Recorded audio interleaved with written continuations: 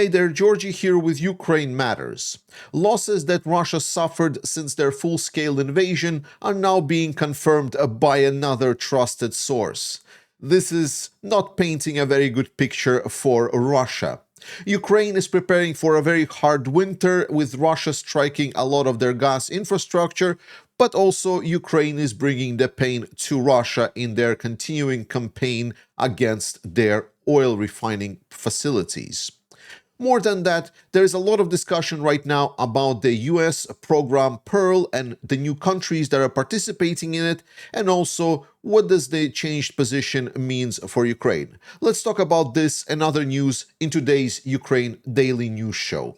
Let's begin. Firstly, let's cover the situation with Trump's administration. Supposedly, it has been changing opinions and warming up to Ukraine. There has been talks that Ukraine needs to win, potentially tomahawks being supplied, and just recently Pete Hegseth participated in a Rammstein meeting for support for Ukraine, where he stated that United States would be willing to offer more different weapons as part of the PURL initiative, where Europeans are purchasing weapons from United States and delivering them to Ukraine.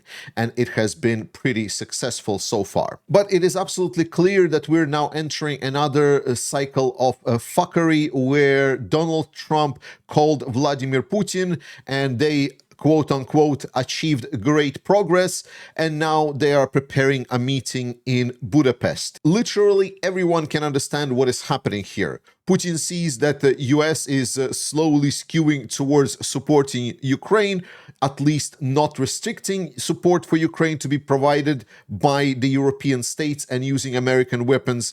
Plus, Ukraine has been extremely successful with their long-range anti-oil refinery campaign. Now Putin wants to influence United States to create this smokescreen, so US gets again distracted by the discussions about talks, some kind of peace negotiations, etc., etc., etc.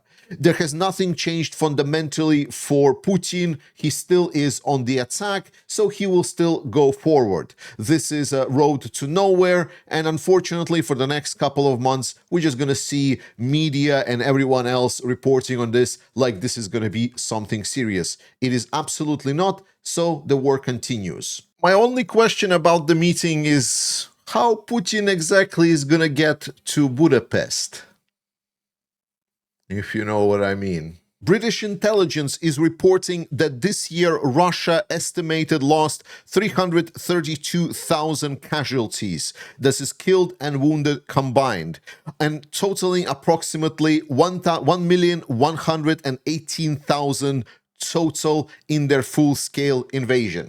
This is a very damning number, because now we see another source of data and calculations, basically A, confirming the numbers that we recently discussed in the leaked documents, and B, exposing the numbers to be about the same as actual Ukrainian reported numbers.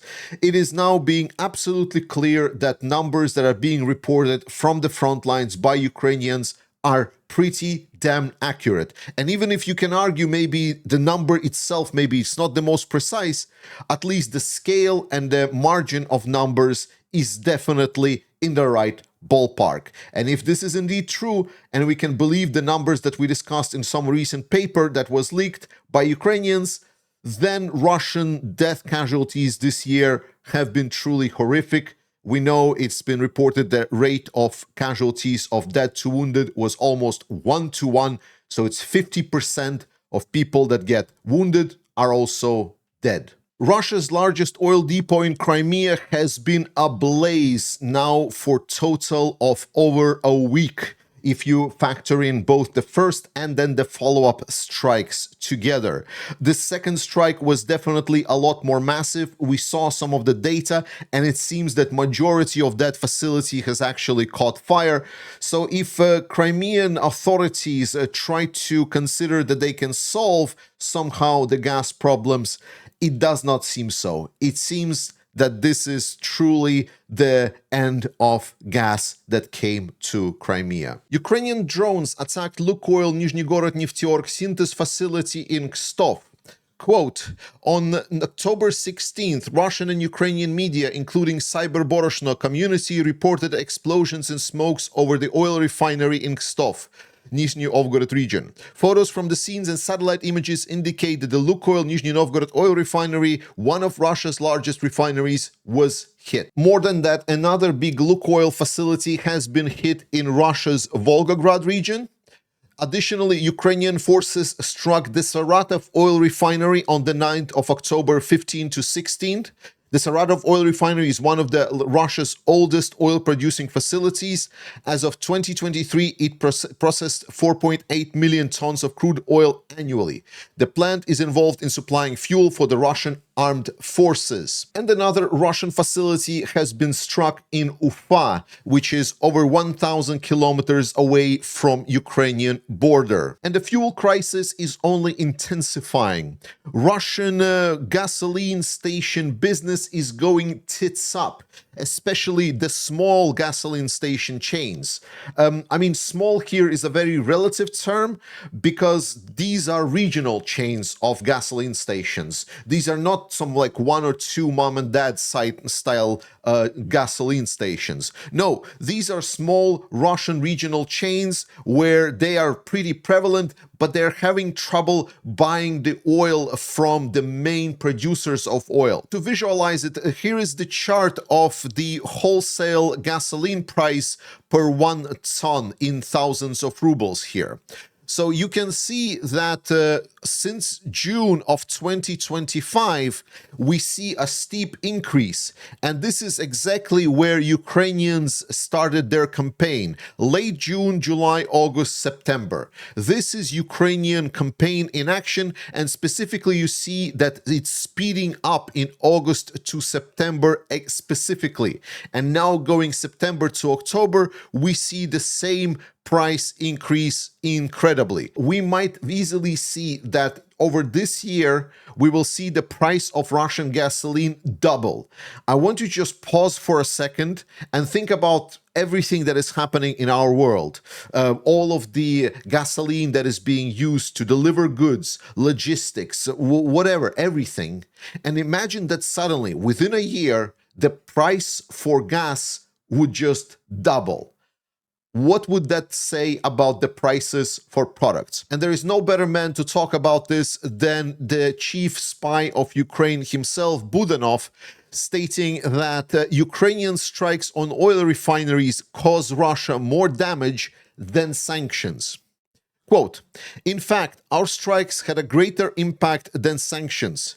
It's just a mathematical truth. We have caused much greater damage to Russian Federation through direct action than any economic levels of influence that have been introduced so far. This is also an unpleasant truth, which leads us to the conclusion that obviously this is not enough.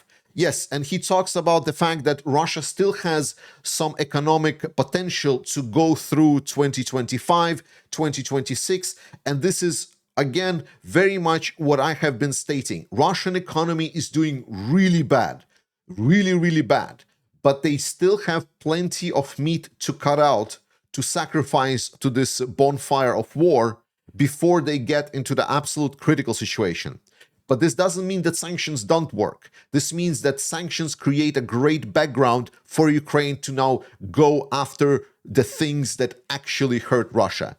This actually hurts, and it will continue to hurt, and it will only get worse for Russia. Fresh footage is revealing something that our European leaders will most likely just close their eyes to and says, I don't see anything here. And this is showing that there are now North Korean drone operators that are guiding strike drones to strike targets, specifically civilian targets, inside of Ukrainian region. So North Koreans sitting in Russia are using drones and being taught to use drones to attack Ukrainian population and Ukrainian cities. Ukrainian authorities are calling for civilian mobilization. It is expected that this is going to be pretty hard winter. Firstly, there is a prognosis on the winter itself. It is expected that this winter, compared to some of the previous ones, will be pretty cold. So it's going to be a challenge for a lot of people to stay warm, specifically with Russians now also attacking gas infrastructure. In a lot of the latest Russian strikes that had a record number of drones, Russia specifically targeted Ukrainian gas infrastructure. And while Ukraine will be importing gas, it will still not be in a sense of abundance. There will still be a shortage of it. So it's very important that anyone that both goes to Ukraine and stays in Ukraine be ready for a colder winter. But more than that, Russia has also adapted a lot of their drones. They are showing a lot of their drones that are AI guided. They're showing some of the modifications to their aviation bombs, launching them for over 150 kilometers away. And Ukraine is responding by building and planning additional shelter networks, specifically a mobile 500 shelter network in Kyiv. Here is a quote from the mayor of Kyiv, Klitschko. Nevertheless, there are areas where there are no metro stations or stationary shelters. Most importantly, we are talking about residential areas located far from the city centers on the eastern bank of the Dnipro River. Mobile bomb shelters are needed most in locations where stationary counterparts are impractical to build. And while talking about the challenges that lie before Ukraine in the coming winter to be prepared, it is also important to recognize that Russia is dedicating a lot of efforts specifically in their propaganda network to sow panic, to overstate the extent to which this is going to be a challenge. So while it is important to be prepared, it is also important not to completely fall into panic or perception that Ukrainians are gonna just freeze to that wholeheartedly. This is not going to be the case. Ukrainians are a lot more resourceful, and they have been going through many times over. So don't fall for the Russian propaganda. Ukrainian cyber defense units were able to inflict massive damages to the Russian internet provider Orion Telekom. Supposedly, they lost over 66 million rubles as a result of the cyber operation on the Russian infrastructure network. Big props to Ukrainian hackers, and it's important to recognize their efforts as well, that this war is not only fought on the physical front, there is also other dimensions where warfare is ongoing. Finland joins initiative for purchase of weapons from United States to Ukraine, together with Estonia and other Baltic neighbors. PURL program is expected to have even more members come along, as now we see that the program is delivering actual tangible results for Ukraine. Minister of Defense of Germany, Pistorius, has announced that there will be over 2 billion euros additionally allocated in support for Ukraine. This is including 500 million US dollars as a package of PURL. European Drone Coalition is to deliver additional 35,000 interceptor drones to counter the Russian Shahed UAVs. We also hear that there is an additional cooperation with United Kingdom to help Ukraine get into the Western markets after the conclusion of the war. And I think this is a massive new thing. This is a great benefit to Ukrainian companies. It's important to consider what the market will look like after this war. And I already stated that Ukraine not only will become a darling for a lot of investors from the Western world to rebuild Ukraine and businesses inside Ukraine, but also now we see and hear more and more talks here, for example, from United Kingdom, but I also hear it in Denmark and from other countries, that there is going to be a push to get Ukrainian companies with their proficiency onto the world markets. Secretary General Rutte spoke after the conclusion of the meeting that there is going to be 19 countries that will be additionally supporting Ukraine with support packages. It's great to see that majority of European states are going strong in support for Ukraine, and we would like to see more. And talking about more investors, helicopter manufacturer Bell ready to establish production facilities in Ukraine. really great news, as Ukraine can use more aerial firepower. Production of Lynx IFVs and repairs of Gepards and Leopard tanks. Ukraine signs defense industry cooperation agreement with Germany. Not only there will be an investment into Ukraine by the help packages, I always underscore that the most important is to raise up more business with Ukraine, because capitalism is what is going to drive us to victory. An extremely important change. If you're the kind of person that followed in on what's happening within Ukrainian military in depth, which is really important for the morale and continuation of efforts within Ukraine, then you know for sure that appointment of the first ever military ombudsman was one of the top requests by a lot of the military personnel. Someone that will defend the rights of the military personnel has been one of the top requirements there. And it's glad to see the person finally appointed. Now we need to see if she will actually bring changes to the board. If this is going to be the case, we might see significant increase in morale within Ukrainian military. A small personal intersection for all of the people that are following this channel. The store that you see before you, Ukraine Matter stores, will have a full revamp. I will be shutting down the store late October, so if you want to get something from the store, this is going to be your last chance.